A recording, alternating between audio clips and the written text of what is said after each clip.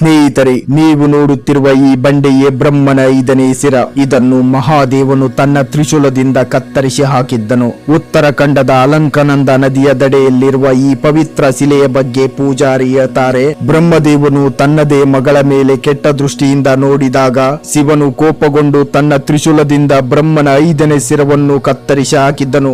ಆದರೆ ಇದರಿಂದ ಶಿವನಿಗೆ ಬ್ರಹ್ಮ ಹತ್ಯೆಯ ಪಾಪದ ಜೊತೆಗೆ ಆ ಶಿರವು ಅವರ ಕೈಯಲ್ಲೇ ಅಂಟಿಕೊಂಡಿತು. ಇದರ ಮುಕ್ತಿಗೆ ಇಡೀ ಭೂಮಂಡಲವನ್ನು ಸಂಚರಿಸಿದ ಶಿವನು ಕೊನೆಗೆ ಬದ್ರಿನಾಥ ಧಾಮವನ್ನು ತಲುಪಿದಾಗ ಆ ಶಿರವು ಅವರ ಕೈಯಿಂದ ಅಲಂಕನಂದ ನದಿಯ ದಡೆಯ ಮೇಲೆ ಬಿದ್ದಿತು. ಆಗ ಶಿವನಿಗೆ ಮುಕ್ತಿ ಸಿಕ್ಕಿತು.